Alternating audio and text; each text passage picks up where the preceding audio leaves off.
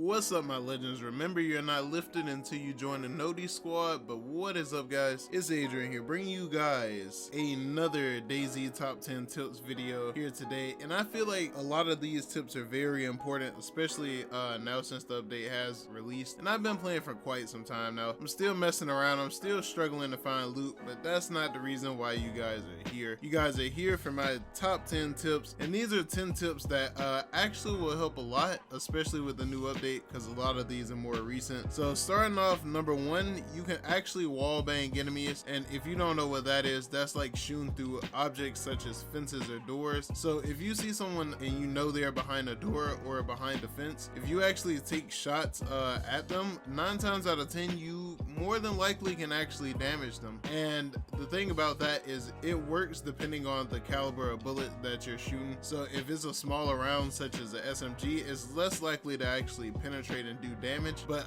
weapons such as the Mosin, the SKS, the M4, the AKs, well, the KAs, you're actually able to wallbang with those on a consistent basis. So definitely be aware of that and stay away from walls and doors if you can, if you're being shot at. Jumping into tip number 2, this actually came in with the most recent update, which is 1.04. You're actually able to break down locked doors now. So originally, before, what you would have to do to get through a locked door, you would actually have to have a lockpick. But now, if you have a melee weapon such as a fire axe, you can actually break down doors in about no more than 15 hits with the fire axe, probably 20 stretching it. As far as with your hands, it takes quite a bit more. You can actually break down the door with your hands, but it takes about 30 or 40 hits or so. So I would definitely recommend having a melee weapon if you're gonna do that, and be cautious about leaving loot in like locked rooms now, because people can actually break through those doors. So that's not quite smart anymore. That used to be a thing in the last patch, but yeah, you kind of can't do that anymore because a lot of people don't need lockpicks anymore.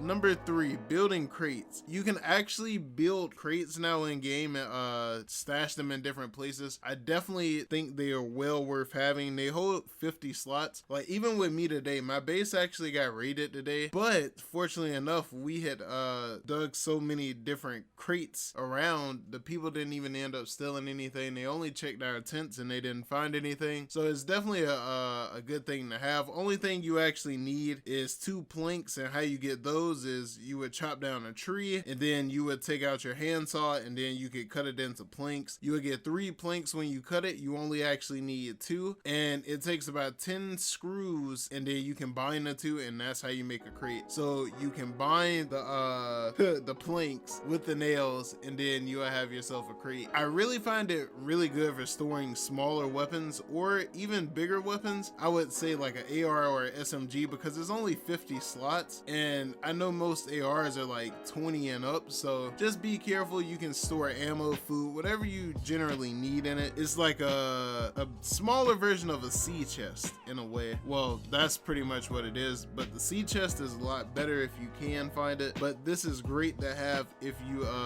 definitely have the materials around you. Number 4, I've actually heard a lot of you guys talking in the comments saying that you would randomly start bleeding, and they have actually upped the bleed effect in the game. So be aware, be sure to repair your gloves and your shoes, because sliding down ladders puts wear and tear on your gloves. Therefore, once your gloves break, you can actually start bleeding from sliding too much. Same thing with the shoes, and how you would repair either one of these is using duct tape. At the current moment, that'll get it back to a worn state, and you really don't have to worry about that. You really have to make sure though you keep an eye on your shoes, because we do so much running in Dayz to the point where we start forgetting about that, and our minds are on 100 million different things. But it's something that is major, because walking with your feet cut can also lead to infection in the game, which leads into our tip number 5, which is cleaning your rags with alcoholic tinctures. The thing about that is, I've noticed now they are extremely serious about your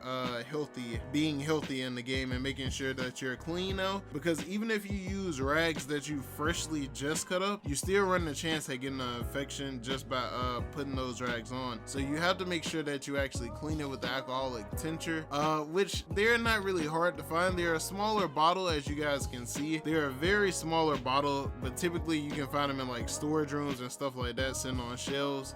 So definitely be be looking out for those. Those are actually of use now. And continuing on our medical tips, lead me to tip number 6, which is the EpiPens, morphine, and all the other medicines in the game actually work now. So what the EpiPen does is it resets your stamina. So if your stamina is low while you're running, when you pop that pen, you immediately go back to full stamina and you can run and sprint. What the morphine does is it suppresses the damage. Pretty much if you're already hurt and limping, now you can't jump in the game. You can't jump or sprint if you're hurt in the game. So what that actually does is when you pop the morphine, you actually are able to sprint and jump around, and it suppresses pretty much the hurt feeling for a limited amount of time. Definitely a PvP. These are two that are definitely really essential for PvP, and they have not let me down yet. I've actually tried the morphine, that works, but the EpiPen I have not personally tried, but I know for a fact it does work because I know other people that have tried it. So that is tip number 6.